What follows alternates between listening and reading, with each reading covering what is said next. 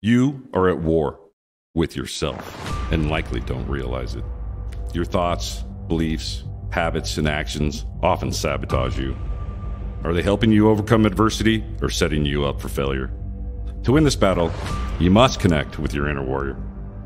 We all have a warrior within us, one that strengthens our resolve and helps us to rise to meet life's challenges.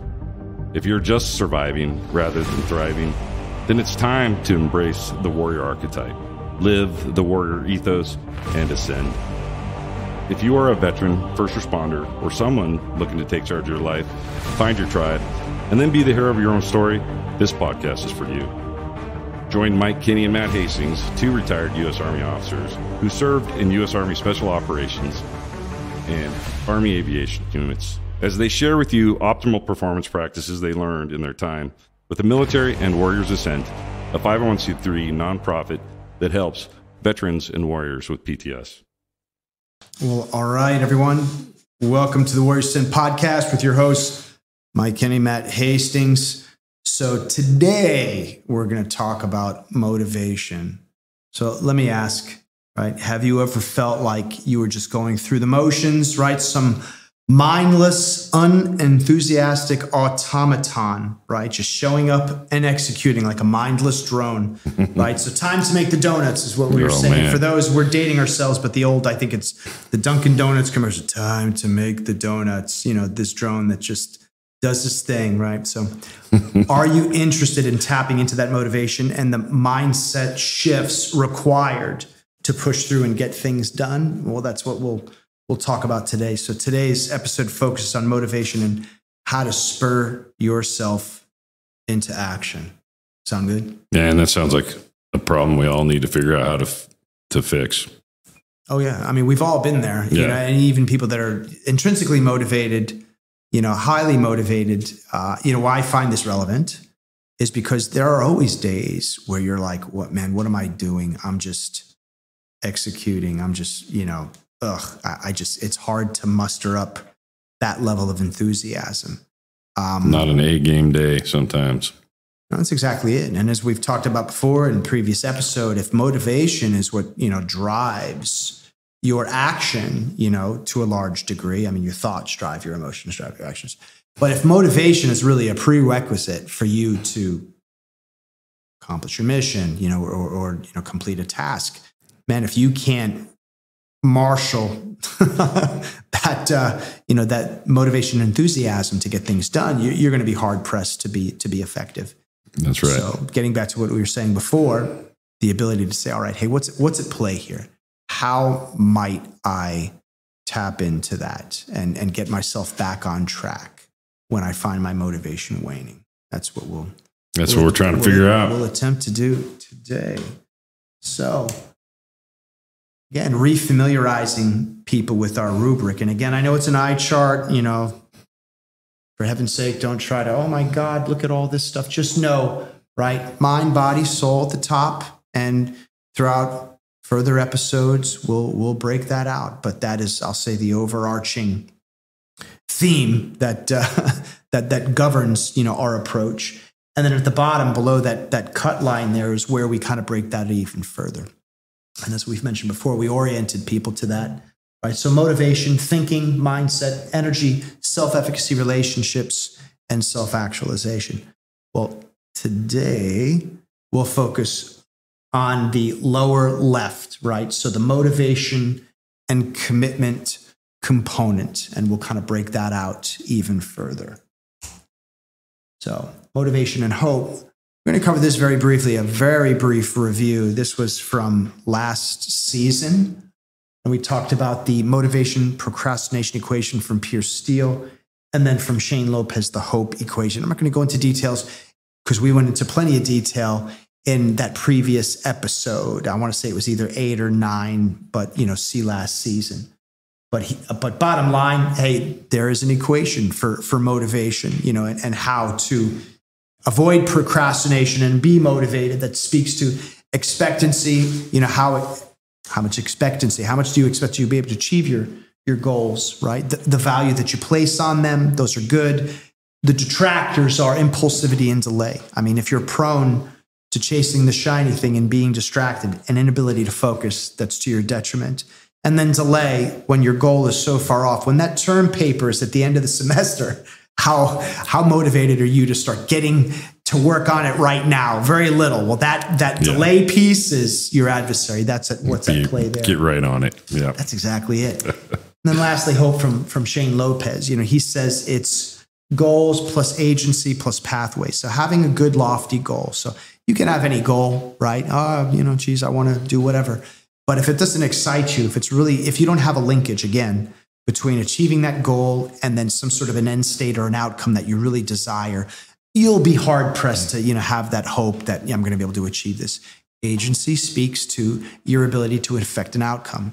I mean, if you're thinking that, man, I can't affect the outcome. I don't have the resources. Right. I don't have the skills. I don't have the intellect. I don't have the support. Well, then it's a hopeless cause. You need that agency. And lastly, pathways, plural, because invariably the obstacles will, get in your way. And if you don't have contingencies, right? PACE, primary, alternate, contingency, emergency. If you don't have other routes or avenues to achieve your goal, you hit that one obstacle and you're like, all is lost. That's why having multiple pathways or contingencies is important. Yep. But again, we covered that last time. So for today, what we'll talk about on the right, motivation and commitment, right? Start with why, right? Motivation 2.0, autonomy, mastery, and purpose. Grit from Angela Duckworth's book titled the same, Grit, where she talks about purpose, passion, practice, and hope. And then lastly, we'll talk about discipline as it relates to motivation, right? Anti-Fragile, right? From Nassim Taleb's book of the same title, Anti-Fragile, which is, an interesting book. He talks about post-traumatic growth, coming back stronger, but it's a mindset, much the same. Whoop, that was covered in the last episode. That's from Gabriel Oettingen. So wish, outcome, obstacle, plan. So we won't go into too many details there. OHMS, right? Obstacles make me stronger, right? A mindset shift that, hey, obstacles, yes, they get in your way, but in overcoming them, they make you stronger. You grow and learn, yeah. That's exactly it. And it's tied to the concept clinically of post-traumatic growth, right? I like that term. Growth mindset from Carol Dweck, right? You can either have a growth or a fixed mindset. Best to have a growth mindset. And then lastly, how that all ties into the warrior ethos, right?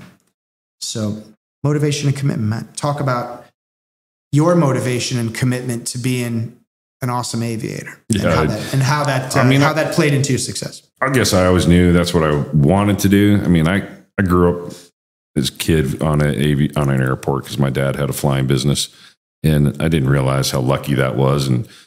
But I knew I wanted to do it, and I knew that it was hard and it was difficult, and very few people got to do it, and I just didn't see any reason why that couldn't be me. Even when it got hard, and when things did get hard, I altered my course and I tried a different method. Eventually I found my way. I was in Air Force ROTC and I just didn't pass. I could have been a navigator, but I couldn't be Maverick, and I'm not Goose, just not Goose. Right. So, I said, well, I can't. And I remember this colonel telling me, you're not going to ever make it in aviation unless you go to the military. And so then I thought, well, we'll see, but he was right. I used the Army. And again, they said to me, nobody makes this to the warrant officer program without already being a soldier. And I said, we're going to give it a shot, because you came right in. Yeah. Yeah. I came in and there was 4,000 applicants for 4 slots. And I was one of those 4 slots again. So it's like opportunity, like, hey, that's an opportunity, seeing it and seizing it, because then I was like, wow, wait a minute, maybe I don't want to go to the Army. And then I thought, because I'm going to have to leave my home state of Wyoming. I'm going to change, I have a relationship. I'm going to change family. It's going to change a lot of things to chase this thing. I don't know. Now I'm starting to feel nervous about it, but it's like, oh, I'm going for it, man. I have to. I will never be able to look back. Dude, 1 of 4 out of 4,000. Yeah. Yes. I mean, that's one of those rare opportunities. We talked about when you have but one shot at an opportunity, make it count. And then it was always like, I always didn't, my dad always wanted me to be an airline pilot because I think it was always like, hey, you get paid good, you don't work as hard, you have, little status symbol. And I'm like, no, man, that's boring. I want down, adventure, scary, trees in my wings and landing gear filled with branches. That's what I want, Right. You don't want the easy ride, man. Yeah, so the Army gave that to me, and I didn't know that, but it's what it gave me. So it's exactly what I needed. And, I just can't imagine how many times I should have and could have quit when things got hard. My parents divorced, moved to a different town. So it was hard for me to go back and fly. And it was hard to maintain continuity with it. And, it just was harder for me. And both my brothers could pass the academic test like without even studying. And, it took me 2 times to pass it. And I was really stressed and upset for missing it or failing the first one. And just stuff like that, where if you really want it, and what was the word we used here was value. I valued it, and so I put everything I had into it. And I think everybody could achieve a lot of stuff, if they did that. It's interesting. I was listening to a book, Mastery by Robert Greene. He's the, I'll say the mentor for Ryan Holiday, Obstacle is the Way, right? He wrote another book, 48 Laws of Power, which is, I'm not going to say the work of the devil, but it's not to be venerated and emulated. It's not these lofty ideals. It's cold, pragmatic Machiavellianism. No, but his book, Mastery, interesting. One of the case studies was, I want to say his name is Cesar Rodriguez, a like Top Gun ace fighter pilot.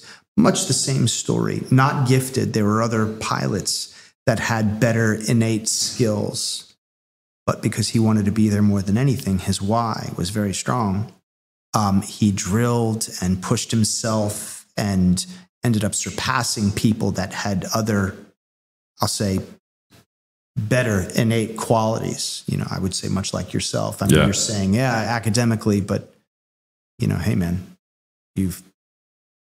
I'd see that all the time I was throughout my career, I would be a company level standardization instructor pilot. So I ran the training for all the pilots, and I would get guys that just, man, you're just struggling, but boy, do you try hard. And like your effort is so obvious. Whereas this dude over here, Mr. Coolio, right, he gets the right answers, but he puts 0 effort into it. Right.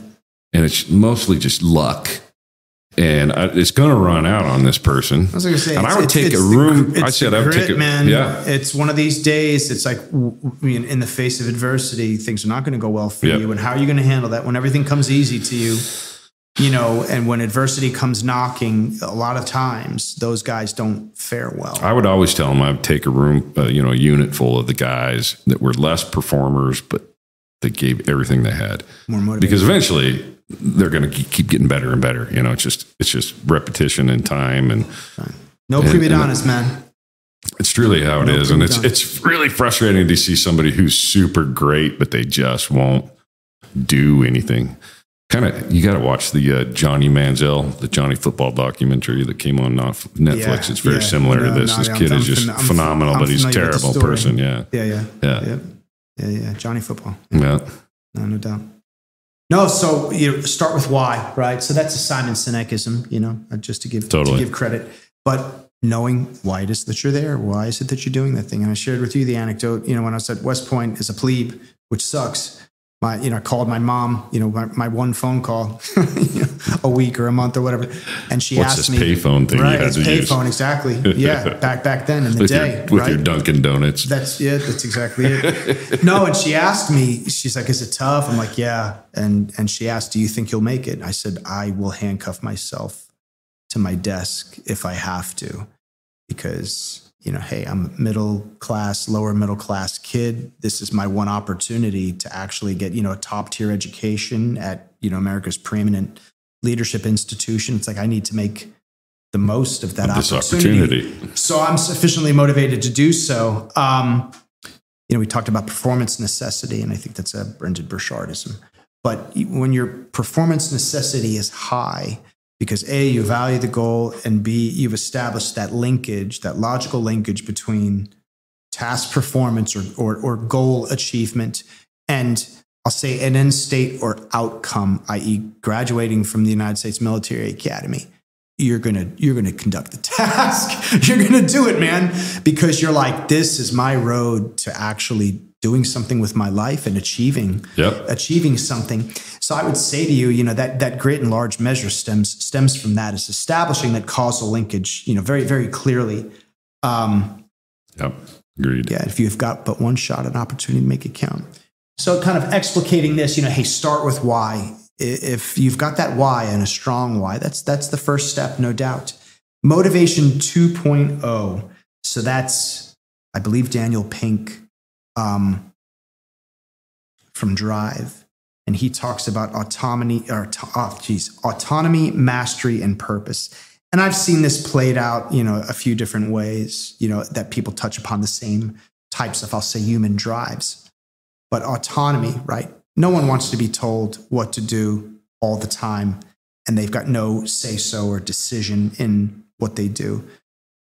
I don't think any reasonable person is under any illusion that they're going to be completely autonomous and never be told what to do or never be beholden to someone else. Clearly not the case. Everyone takes direction from somebody. But if a large part of your life or the meaningful parts of your life aren't somewhat self-directed, that's just kind of uninspiring, right? Yeah, it is. Yeah.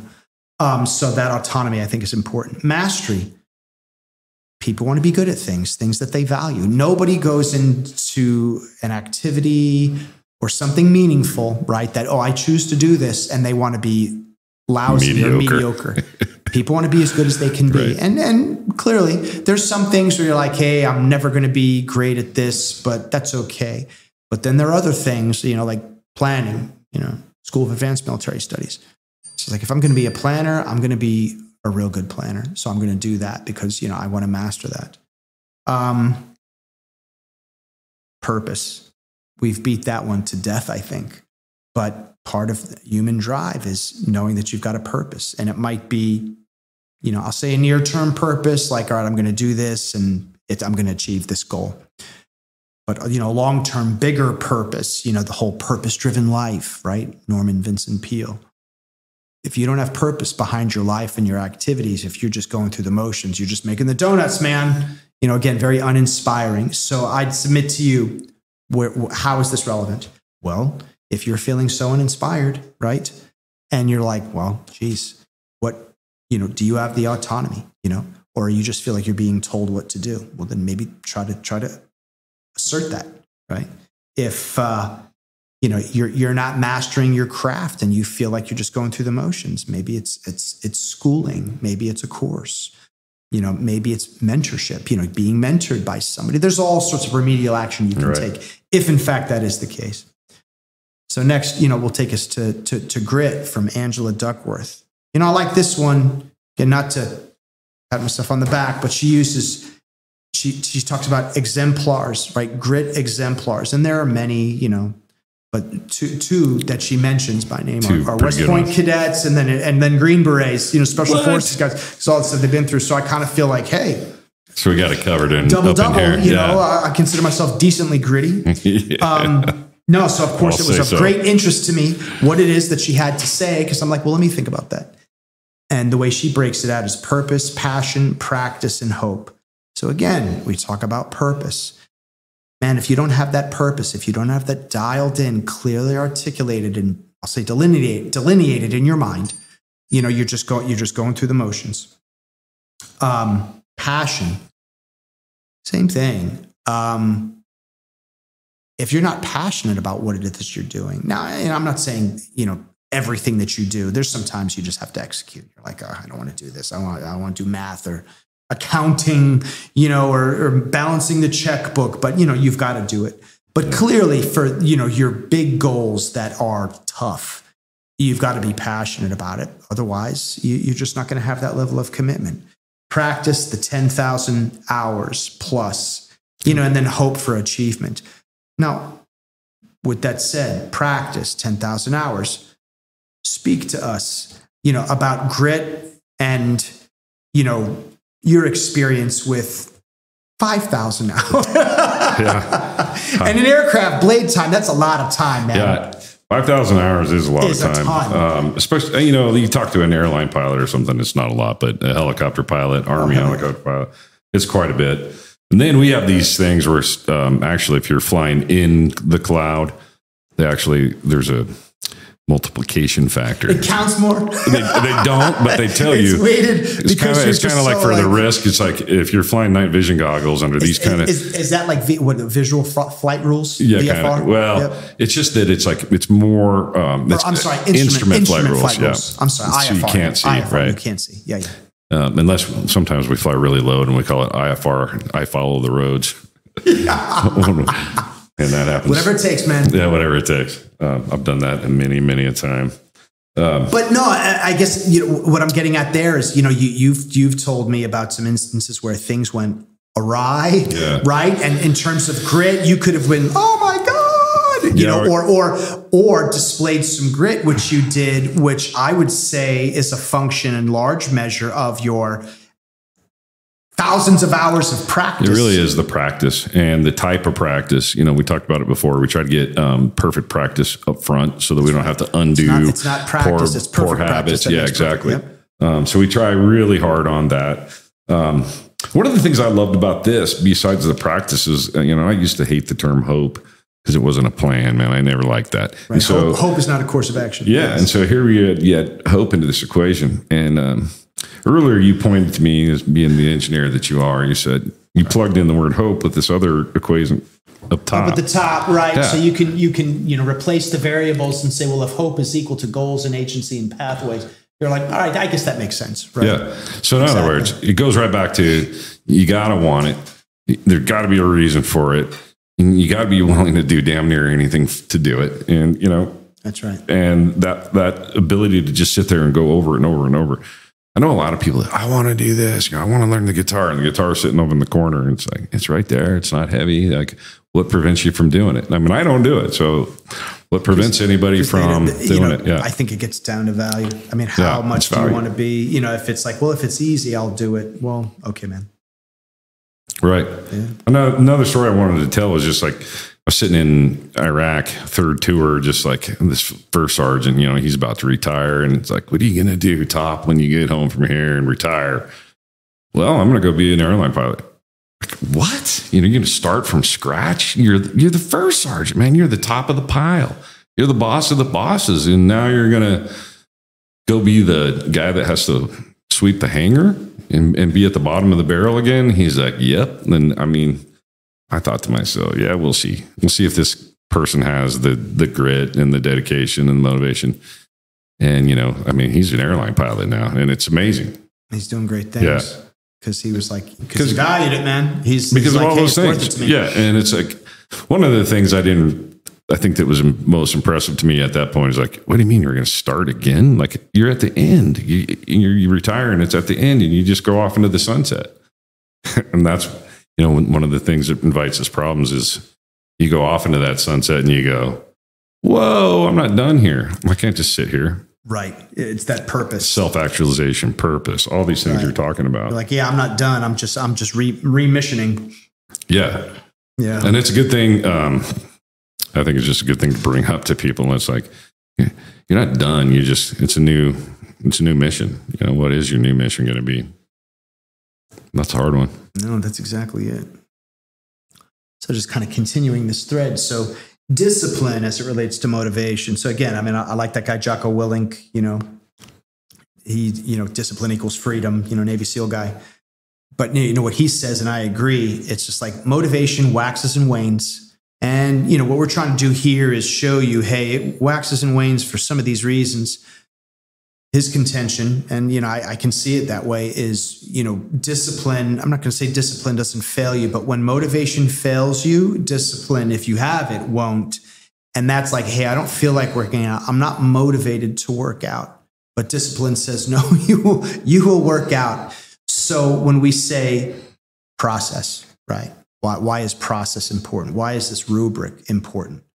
Because when all else fails and you say, hey, I've established that linkage between achieving my goals and outcomes, and it says that I need to do this, then you show up and do it. That's the discipline, right? That's the discipline, which is important. Anti-fragile, right? So that's Nassim Taleb.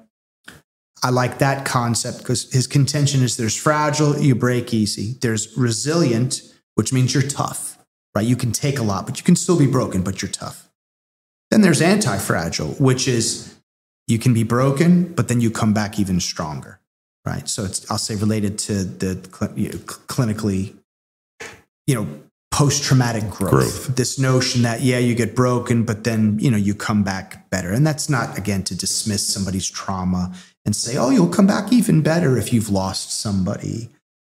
Nothing makes that go away. Got it. But at the same time, you can be, all right, hey, what did I learn? Or am I stronger for having had to overcome that? We've all been through stuff like that. No doubt where you're like, why am I having to deal with this? Or why did I bust myself up? Or why this? And then you reflect and you're like, that was just part of growing, man. And maybe that wasn't optimal, but did I make it through the other end? And am I maybe a better man for it, or tougher, or I don't know, in some way changed maybe for the better? You can make that argument, but that's the concept of anti-fragility, right? So WHOOP, we've talked about wish outcome obstacle plan. OHMS, obstacles make me stronger. So very much related to Ryan Holiday's The Obstacle is the Way, the impediment to action becomes the action. So this is Marcus Aurelius.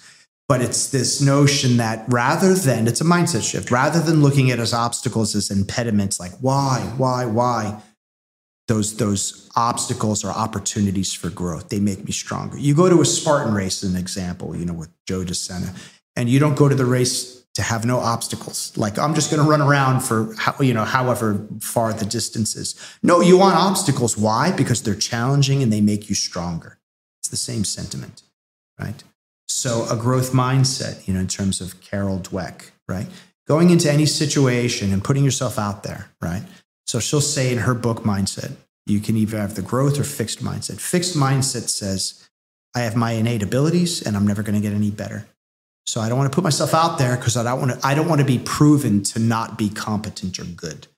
Those with the growth mindset are like, no, I'm going to put myself out there because I want to challenge myself. And even if I fall short, I will come back better. Almost related to anti-fragile post-traumatic growth. So, it's not being afraid to fail because you look at it as a growth opportunity. And lastly, as it relates to, I'll say, the warrior ethos. So that those mindset shifts, those challenges, that discipline, anti-fragility, obstacles make me stronger, growth mindset, I would say, are all embodied in that warrior ethos, at least to some degree. So again, I know we threw a lot at everyone. There's a lot of tools, a lot of concepts, a lot of rubrics that we could probably go into even more detail with. But bottom line, wanted to provide at least some concepts for what comprises motivation, such that you could look and say, okay, hey, where am I going wrong? Why don't I feel motivated? Or in some instances, like with discipline, all right, I'm not feeling motivated, but I've got my schedule. I've made my commitment. I said I was going to do this because it's linked to my outcome and I'm going to do it no matter what because I want to achieve that outcome. Well, then, hey, that's better than not doing it at all. That's true. Any parting thoughts? I know that Jocko every morning texts a picture of his watch at like 4:30 thing, like 4:30 in the morning, and it's him calling everybody else out and himself for accountability for him and his tribe to show up. And there's something to be said about that. I think that's pretty neat. It's like they'll say if you've got a big lofty goal, share it. Because then there's that social pressure and accountability. Right. And in large measure, I like Jocko. I think he's got a lot of humility. I don't think he does that to show off. I think part of it is to A, inspire, and B, to show, hey, I've got this commitment, and then C, because he's realizing people are going to be watching. So people's watching. That guy's tough, man. So, all right. All right. Good stuff, Mike. Yeah. All right, dude. We'll see you next episode. Yeah, man. Like us, share us. Hi, Matt Hastings here, sending a thank you for watching this episode of the Warriors Ascent podcast. We strive to build a community of warriors made up of our nation's veterans and first responders. And to reach as many of those in need as possible, we need your help. Please just smash that like button and comment or share our content. Warriors Ascent is a Kansas City-based nonprofit that aids veterans and first responders with PTS. I went through this effective program and want those that are struggling to find what I found. Check us out on our website at warriorsascent.org.